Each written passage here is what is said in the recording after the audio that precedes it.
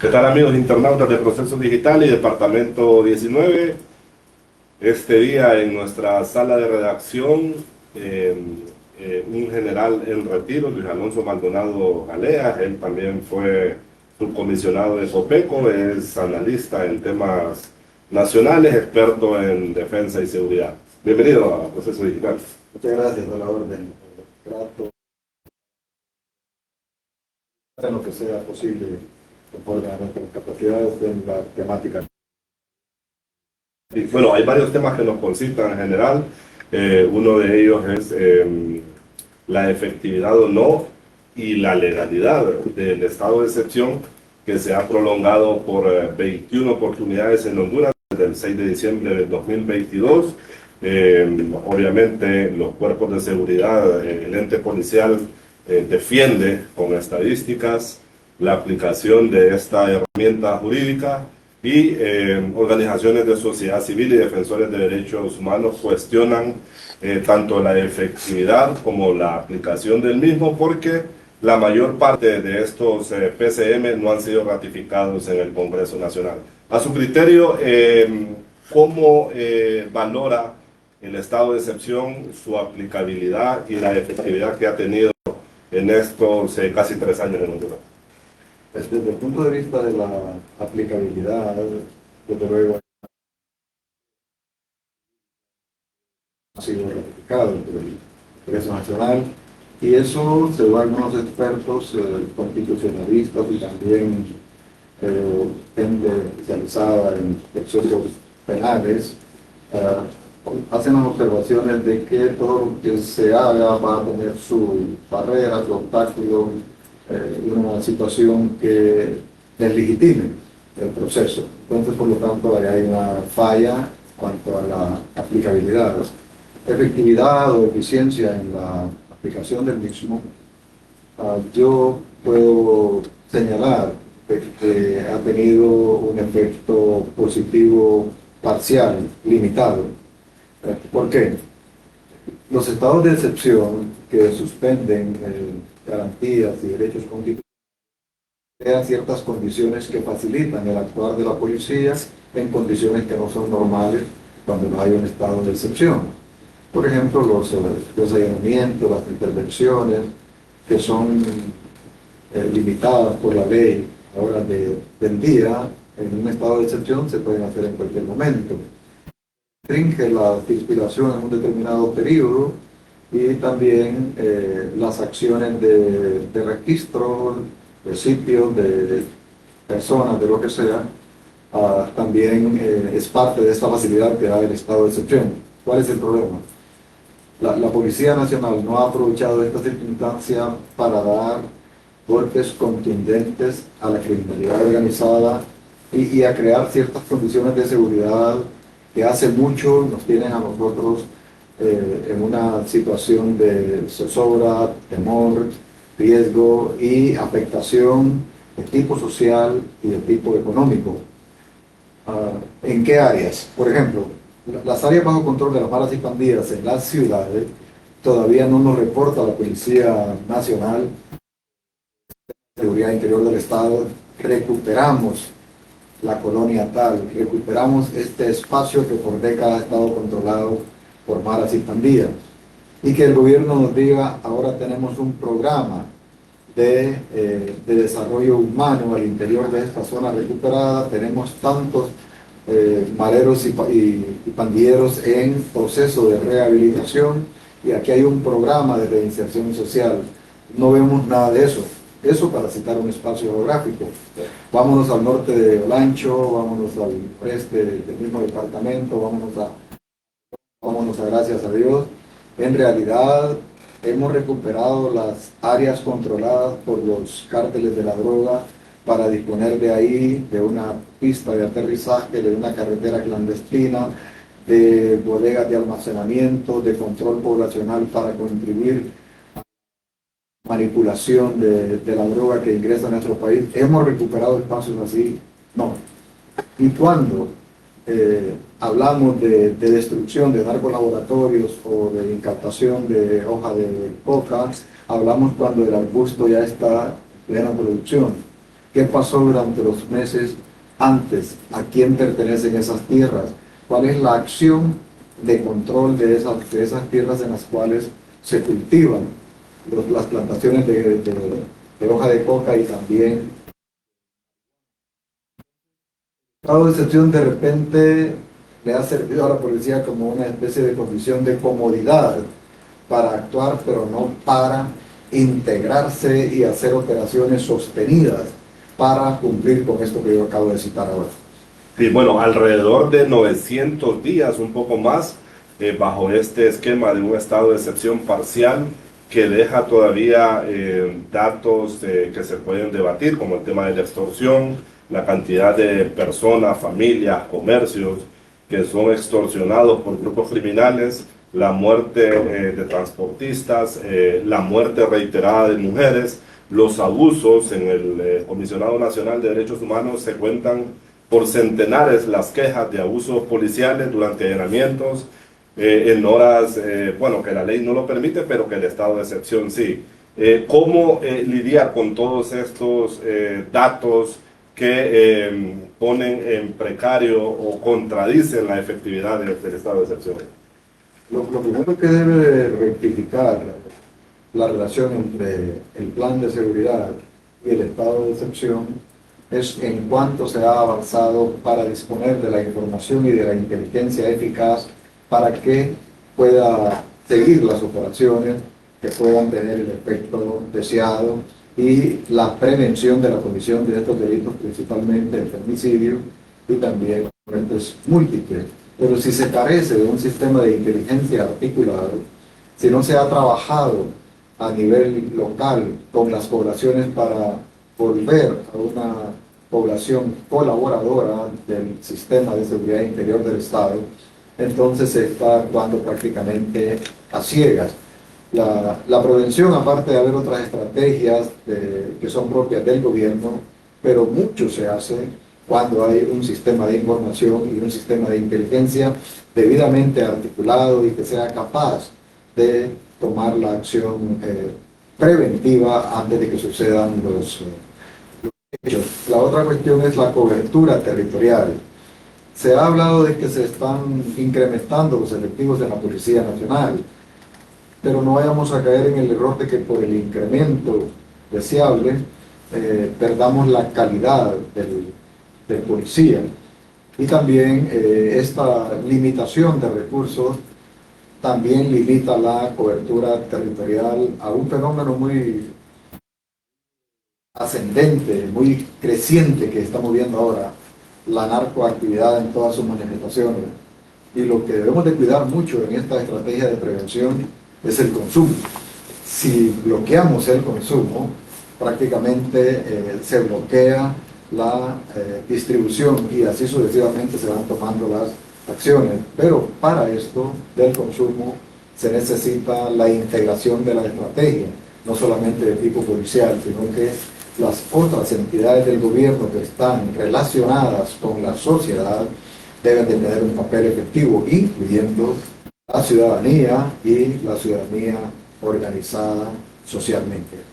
Sí, bueno, ayer el director de operaciones de la Policía Nacional, comisionado Miguel Pérez Suazo, ratificaba que el estado de excepción se ha ampliado hasta el 3 de julio de este año. El PCM número 21, desde que se puso en vigencia el primero, el 6 de diciembre del 2022.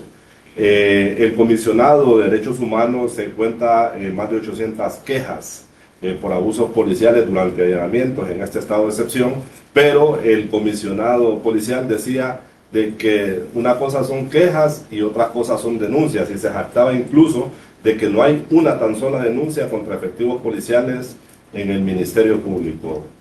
Ha perdido la gente la confianza en el Ministerio Público para ir a denunciar este tipo de atropellos ciudadanos, ¿verdad? De alguna manera la población está perdiendo la confianza y la credibilidad en las instituciones. La Policía Nacional tiene en su interior, mediante actos verificados, la participación de miembros de la policía liderando organizaciones criminales, siendo parte de las mismas, y tampoco esto excluye al Ministerio Público.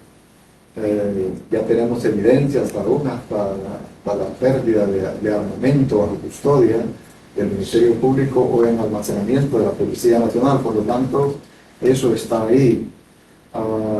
Han habido acciones de policías violentando los derechos de la población, y también han habido algunas muertes en algunos retenes debido a sobre abuso de lo que son las facultades a los que tienen, conforme a la Constitución y las leyes, los órganos del Estado. Y el Ministerio Público, hablando de él, creo que ha entrado en un proceso de degradación institucional, y no por la institución en sí, sino que por los liderazgos que están en este momento conduciendo esta institución. Y lo voy a decir de una vez: en vez de cumplir con el mandato constitucional de ser garantes de lo que corresponde a la justicia en el marco del Ministerio Público de la sociedad, lo que estamos advirtiendo es una garantía hacia un proyecto político que de repente se desnaturaliza la función del Ministerio Público, y eso sí es grave para el contexto general de la seguridad interior del Estado. Sí, bueno, usted como experto en temas de defensa, el año pasado Honduras registró más de 25 toneladas de decomiso de cocaína. En el presente año, paradójicamente, quizás no llegamos ni a 1 tonelada. ¿Cómo entendemos estos datos? Estamos en año electoral, ha habido mucho conflicto en las Fuerzas Armadas. Se habla de la inoperatividad de los radares para detectar narcovuelos, ya no se detectan tampoco pistas clandestinas de aterrizaje. ¿Cómo califica usted la actual estrategia de lucha contra el narcotráfico en Honduras? Yo creo que esto tiene que ver con los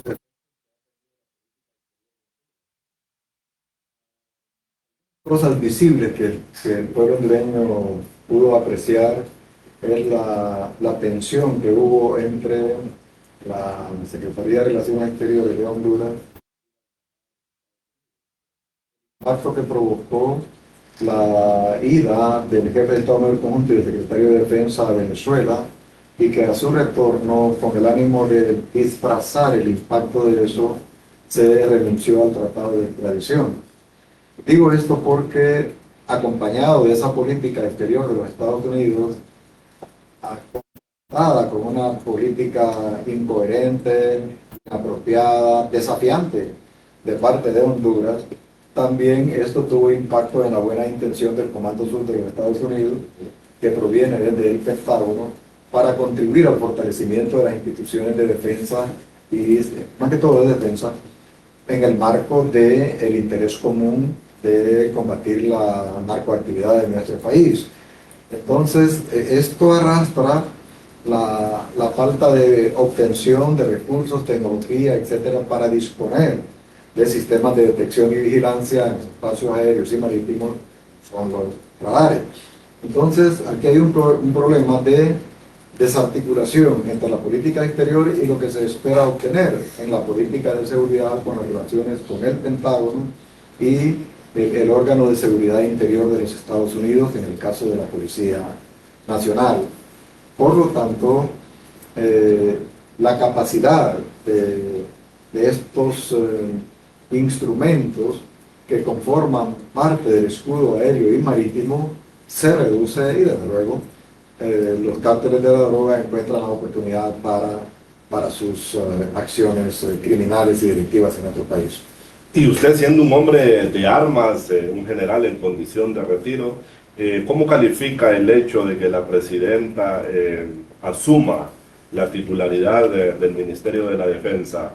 ¿Hay precedentes en el país? ¿Qué significa? ¿Cuál es el mensaje que se envía? ¿Cuáles son sus valoraciones? No tenemos precedentes.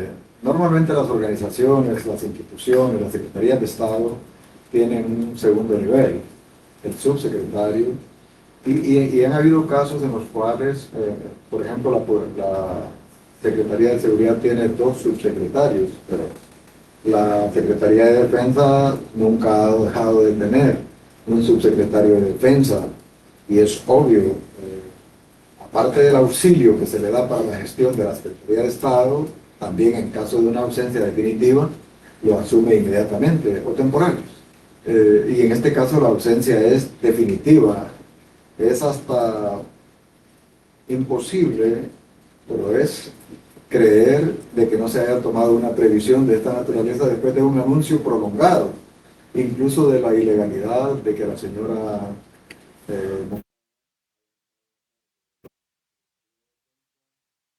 corriendo una candidatura presidencial y siendo responsable del proceso electoral, en principio elecciones primarias y ahora las elecciones generales.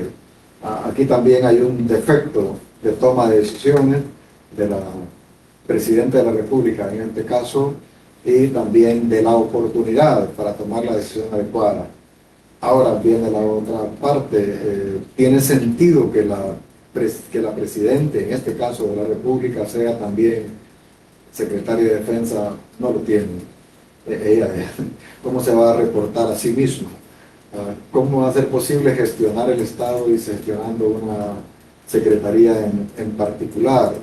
¿A quién le va a reportar? Es algo totalmente fuera de la lógica de la administración pública y que muestra una debilidad en la toma de decisiones de un asunto tan sensitivo como es la defensa nacional. Sí, bueno, en esa misma silla ayer el padre Ismael Moreno, el padre Melo, nos decía de que las Fuerzas Armadas están jugando actualmente su peor papel en la historia democrática de Honduras. Vemos a un jefe del Estado Mayor Conjunto que amenaza a muerte a periodistas, dicho por denuncias de los propios afectados. ¿Cuál es su valoración, ese constante involucramiento del general Roosevelt Hernández contra medios de comunicación, contra periodistas, contra actores políticos? ¿Esto ha politizado, cree usted, el rol y el papel de las Fuerzas Armadas en la democracia, ¿verdad? La politización es un proceso continuado en la vida institucional de las Fuerzas Armadas. De la década de los 60, cuando asumían controles absolutos, digamos, ya sea por golpe de Estado o por derrocamientos internos. Y luego se fueron alineando al poder político para cumplir propósitos políticos. Hubo un espacio aproximado en la década de los 90 en el cual las Fuerzas Armadas bajaron su perfil en cuanto a la participación política y hubo un proceso de supeditación al poder constituido y mantenerse en el espacio correspondiente a las Fuerzas Armadas. Cuando empezó la decadencia, en el siglo actual, en el siglo XXI, tanto con el gobierno de Maduro hubo un exceso al interior de las Fuerzas Armadas de extender el periodo de un jefe de Estado Mayor Conjunto. El colmo fue cuando el expresidente Zelaya le extiende por 2 años y un poco más al jefe del Estado Mayor Conjunto del momento por un proyecto político perverso, el continuismo en el poder y el alineamiento con una doctrina y una ideología ajena a nuestra identidad histórica como es el socialismo en el marco del Foro de Sao Paulo. Todo eso desbarató la institucionalidad y afectó muy fuerte a las Fuerzas Armadas. Y el otro periodo todavía más nefasto que ese, en el sentido de prácticamente anular las competencias y las facultades constitucionales de las Fuerzas Armadas de garantizar el imperio de la Constitución y desde luego darle una especie de pase para que se diera la reelección presidencial y un alineamiento muy claro con el presidente de turno, el señor Hernández Alvarado. Y por último, en esta administración ya llegamos al colmo. No solamente es el facilitar cierto actuar político del gobierno actual, sino que alinearse con él. Ese alineamiento es el más peligroso. Y no lo digo con el ánimo de afectar a las Fuerzas Armadas, sino con el ánimo de indicar cómo el alineamiento de los líderes de la institución con propósitos de tipo político, partidario, ideológico, le causan un daño que en el actuar histórico de las Fuerzas Armadas no tiene precedente. Y, por supuesto, cuando se agregan este tipo de situaciones como las amenazas a la prensa o la calificación con epítetos que se salen del lenguaje común institucional y quieren dejar una marca de poder en lo que es las libertades de la prensa y del pensamiento y de la expresión, entonces prácticamente se cae en una degradación. Y ya lo más grave de todo esto es cómo las Fuerzas Armadas no han reaccionado, y lo voy a decir así, respetuosamente ante la Presidenta de la República, porque nosotros tenemos que guardarle respeto a la Presidenta, en este caso porque es la Comandante General del Ejército, pero el respeto no me inhibe para hacer el estudio y el análisis correspondiente y decirle, señora Presidente, eso es improcedente. Yo no puedo estar a favor de esa acción. Yo no estoy a favor de que se nombre como ministra de Defensa a la secretaria. Va a afectar nuestra institucionalidad, con todo respeto. Pero no hemos tenido la actitud, digamos, la entereza para para tratar los asuntos con el poder político de la nación, constitucionalmente revestido de todas las facultades, pero que tampoco no debe sobrepasar el abuso del poder y no puede poner en riesgo nuestra institucionalidad pretendiendo introducir elementos ideológicos al interior de la institución. Y en eso sí estamos muy mal y se requiere una rectificación, un reconocimiento, una rectificación, porque vamos a entrar en un periodo crítico. Y este periodo crítico las Fuerzas Armadas deben de dar signos de confianza y credibilidad. Sí. Bueno, ya para ir concluyendo, General Maldonado Galeas, recuerdo muy bien un anuncio que incluso usaba el gobierno sobre declaraciones del general José Jorge Fortín, en lo que lo mencionaba usted y le decía no más golpes de Estado. Vemos ahora el actuar del Ministerio Público contra el general Romeo Vázquez. ¿Cree usted que desde el Ministerio Público se ha instrumentalizado la justicia para perseguir a personajes por lo que sucedió, digamos, en el golpe de Estado? Hay unos detalles en el Ministerio Público, y es que fue electo desde una visión política y desde un arreglo político. Constitucionalmente y de acuerdo al proceso que siguió la Junta proponente, él no debió haber sido el fiscal general.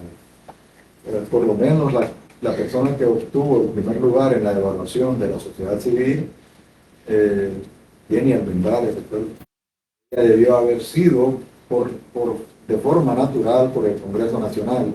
Hubo una oposición del Partido Nacional y del Partido Liberal cuando lo designó la Comisión Permanente del Congreso, pero meses después esos dos partidos políticos votaron a favor de ese fiscal. ¿En qué democracia estamos? Es el primer punto. El segundo punto, hubo una instrucción para que los asuntos internos no lo manejara el director de fiscales, sino que el subdirector de fiscales. Una afrenta a las funciones que ya por ley corresponden y que uno como funcionario que dirige una institución no puede alterar eso. Ahí se nota abuso de autoridad. Y se trata del fiscal general siguiendo una acción que nace de su condición de fiscal general. Más bien, ¿cuál es la influencia que el ciudadano a cargo de esta institución tan importante recibe desde afuera para que estas acciones, que al solo verlas tenga esa connotación política, de influencia política? Y en el caso particular, yo creo que al pobre vicealmirante le dieron una orden. Quiero que diga estas frases en esta ceremonia militar, porque se lo voy a decir al pueblo hondureño: nunca en una ceremonia militar le pone un ingrediente político. Y si se lo da la orden el presidente de la República, ese militar debe tener el carácter para decirle: no la voy a cumplir. y si lo va a destituir, destitúyame, pero no le cumplo una orden que va a afectar a las Fuerzas Armadas, va a afectar a toda la institucionalidad con todos sus componentes, y le voy a faltar el respeto a las que un día fueron mis superiores. Las Fuerzas Armadas no comenzaron con este gobierno, ni comenzaron con el vicealmirante Fortín, ni con el actual jefe del Estado Mayor Conjunto. Es una historia de glorias, de triunfos, de victorias, de caídas, de degradación también, pero no es para que usted las juzgue como actual, ni tampoco el otro, que prácticamente cayó en una posición degradada, en la cual ya no es merecedor de ningún respeto por haber incluso calumniado al decir de que en este caso su servidor ya no más al golpe de Estado. ¿Cuál es el mío?